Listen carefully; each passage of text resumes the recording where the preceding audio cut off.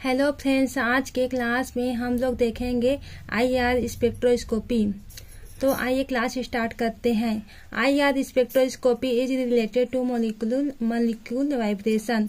तो IR spectroscopy किससे related होती है? मॉलिक्यूल वाइब्रेशन से रिलेटेड होती है। IR spectroscopy is also called vibrational spectroscopy. Region of IR या 2.5 से 15 न्यू माइक्रोन तक होता है। अब देखते हैं नियर आईआर और आईआर रीजन फार आईआर। तो 2.5 न्यू माइक्रोन के जो होता है उसको हम लोग नियर आईआर बोलते हैं, और जो 2.5 न्यू माइक्रोन और 15 न्यू माइक्रोन के जो मध्यवर्ती होता है यानी इंटरमीडिएट बीच में जो पाया जाता है उसे हम लोग आईआर रीजन कहते हैं, और 15 न्यू माइक्रोन को हम लोग फार आईआर रीजन कहते हैं। तो ये हुआ। अब हम लोग देखेंगे थ्योरी ऑफ आईआर। आखिर आईआर स्पेक्ट्रोस्कोपी का थ्योरी क्या होता है? Theory of IR is defined vibration of molecule. हम लोग कैसे डिफाइन करते हैं थ्योरी ऑफ आईआर को? तो अब देखते हैं इसको। Molecular vibration.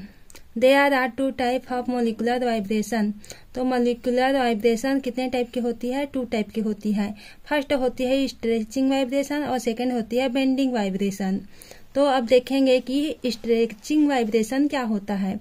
स्ट्रेचिंग वाइब्रेशन जब 2 मॉलिक्यूल्स के बीच बॉन्ड स्ट्रेंथ खिंचाव होता है तो उसका बॉन्ड लेंथ इंक्रीज या डिक्रीज होता है।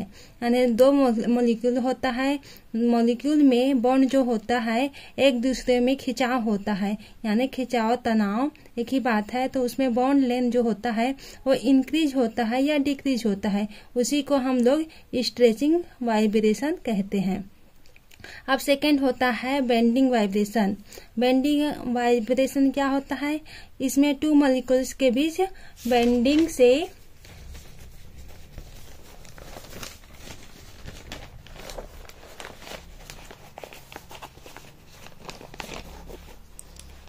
से बॉन्ड एंगल थीटा इंक्रीज या डिक्रीज होता है।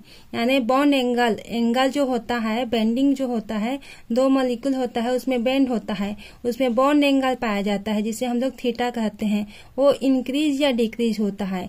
यानी उसमें क्या हुआ था, स्ट्रेचिंग फ्रीक्वेंसी में हुआ था कि उसमें बॉन्ड स्ट्रेच होता है यानी उसमें खिंचाव होता है, और इसमें बेंडिंग होता है मीन्स उसके एंगल का होता है, एंगल का खिंचाव होता है। उसमें एंगल जो होता है वो डिक्रीज या इंक्रीज होता है। इसमें होता है बेंडिंग स्ट्रेचिंग में होता है, बेंडिंग में होता है। और हम देखते हैं कि इसका जो लेंथ होता है, लेंथ चेंज इसमें होता है कि ये देखेंगे लेंथ चेंज होता है, जैसे कि ये तनाव हो रहा है, ये स्ट्रेच हो रहा है और ये बेंड हो रहा है, फिर से ये सिकुड़ रहा है तो ये खिंचाव यानी स्ट्रेच हो रहा है।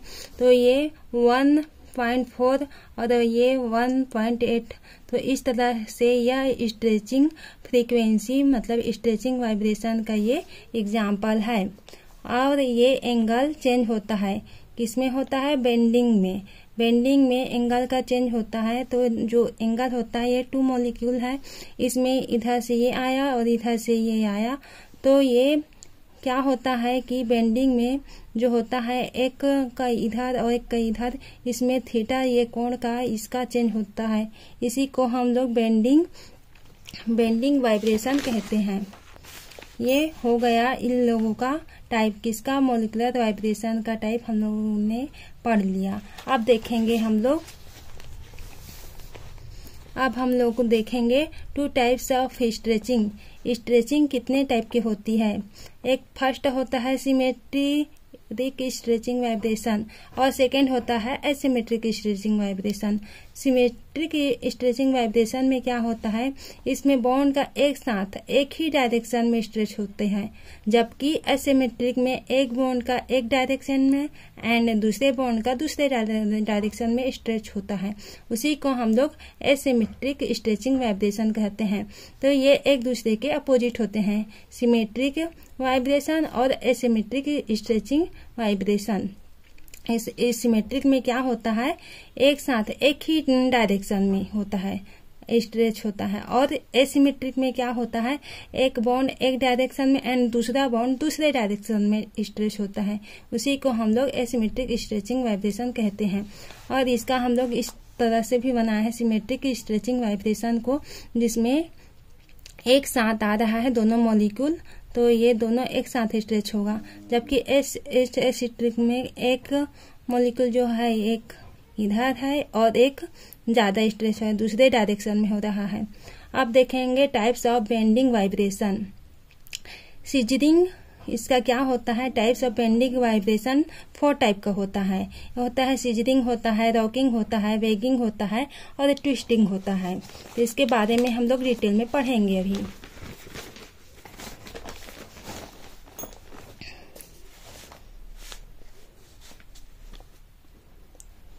हाँ ठीक, अब देखते हैं सीजरिंग।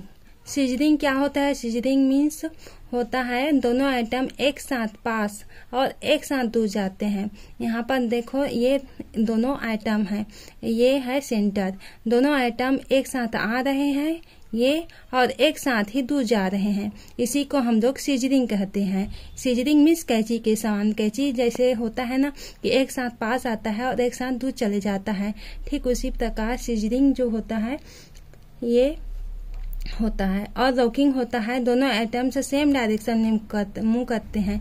ये दोनों आइटम है, ये सेम डायरेक्शन में या तो इधर एक साथ जाएंगे या इधर एक साथ जाएंगे, तो ये सेम डायरेक्शन में मूव करते हैं, उसको हम लोग रॉकिंग कहते हैं, यानी रॉकिंग वाइब्रेशन होता है। इसको सीजरिंग वाइब्रेशन बोलना और इसको रॉकिंग वाइब्रेशन,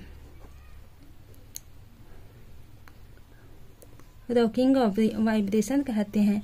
और हम लोग का सी है वेगिंग। वेगिंग में क्या होता है, दोनों आइटम एक प्लेन के ऊपर और एक साथ नीचे मूव करते हैं। मतलब वेगिंग में होता है दो मॉलिक्यूल होता है उसमें भी और सेंटर होता है, ये प्लेन के ऊपर या नीचे होते हैं एक साथ, दोनों प्लेन के ऊपर एक साथ आएंगे और एक साथ नीचे जाएंगे, नहीं सॉरी एक साथ नीचे मूव करते हैं। प्लेन के ऊपर दोनों आइटम एक साथ प्लेन के ऊपर एक साथ नीचे, हाँ ठीक बोल रही थी, दोनों एक साथ आएंगे और एक साथ ऊपर जाएंगे।